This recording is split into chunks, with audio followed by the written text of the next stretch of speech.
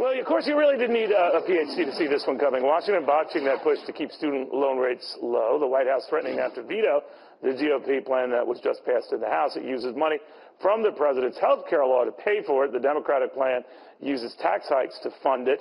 Both parties, though, are having it out, and both parties want this one-year extension to keep rates artificially low. And my next guest says that is part of the problem. Both of these parties are the problem. He's running for president of the United States as an independent. He's former Louisiana Governor Buddy Roemer, and he joins me right now. Governor, good to see you. Good to see you, Neil. You know, it's like, I guess we can credit them at least for looking for ways to pay for this.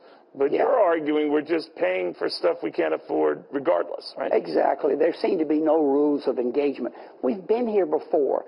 Remember you and I talked about the Fannie Mae and Freddie Mac disaster? Right. Giving housing mortgages to people who couldn't pay them back ever. They gave 3 million housing mortgages to people who never made the first month repayment. Take 3 million times 240,000, that's 720 billion. Guess how much the first bailout was? 720 billion. The math is easy here. There's $1 trillion in student loan debt. Much of it will never be repaid. There are no standards. Many of it goes to students who are not serious, goes to colleges who haven't kept the cost down. It's not competitive, and there are no rigorous standards.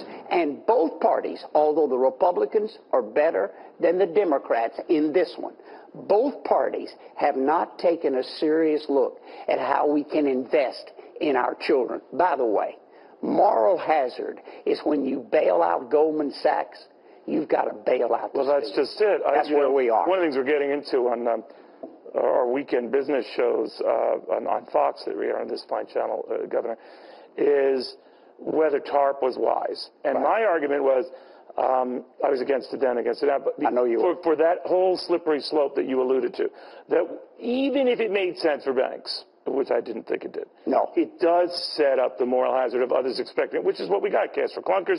This went to CM. Exactly. This went to, and then everyone and his uncle wants a piece of that. And it's human nature. I can understand. It's called it. Moral hazard. When you get yourself in a context that you can't say no, then what can you say no to? It even sets up for housing, right, Governor? As you astutely pointed out in a prior, then everyone, if there's another government rescue program coming, and it requires you not to make mortgage payments for 6 months, you're not going to make mortgage payments for 6 months. You're not going to do it. So how would you as president change that? A couple of things. I would spend a little time with a carefully chosen committee of women and men and look at how to solve the problem. It sounds like Barack Obama with a commission. No, but here's what I start off with. I think restructuring the debt is fair. It's too big now. It's a burden on the economy. I think these kids are our future. But I would separate those with money and those without money. Right now, the loans don't make much differentiation. They've become an entitlement. Well, what would you do with the ones with money? They will have to pay, and their families will have to pay the cost of going to college. I would revolutionize the tax code, Neil, to help do that. I would have a 17% flat tax, a $50,000 exemption for a family of 4. So at $50,000, you pay 0 federal taxes. You pay state taxes and property taxes, but 0 federal. At $100,000, you pay 8.5%. At $250,000, you pay 15%. At $750,000, you pay 17%. What would be the top combined rate? 17% on federal income taxes. But it would be a real 17%, right? It wouldn't be one of these. No exemptions, 0. No housing deduction, no loopholes. You're not going to be elected county commissioner. I know, but if I were, this country would move again. No, I hear what you're saying. I would take the... Where does your independent race stand now? Do you need a running mate? Is that how it's going now? I'm in the process of choosing... You have to pick a Democrat, right? I have to pick a Democrat or an independent. Or you could be the running mate, right? You could be the number 2. I could. But you don't want to be number 2. I would rather be number 1 unless I find somebody better than me, and I know they're out there. Even if you do, take it from me, Governor, even if they're better, because all the people here are smarter than me, but I'm not going to let them know. So you would do that, and then I would restructure. But your views would hurt the Republican nominee more than the Democrat, right? Not necessarily. I mean, they're both weak as lettuce. I mean, would you stand up and salute Romney? And if so, on what issue? Yeah, but isn't it, on a fiscal issue, isn't he better than Barack Obama? Yes, he is. Okay. No question about it. On foreign policy, I'm not sure. Interesting. On taking corrupt money, they're just the same. That's the issue.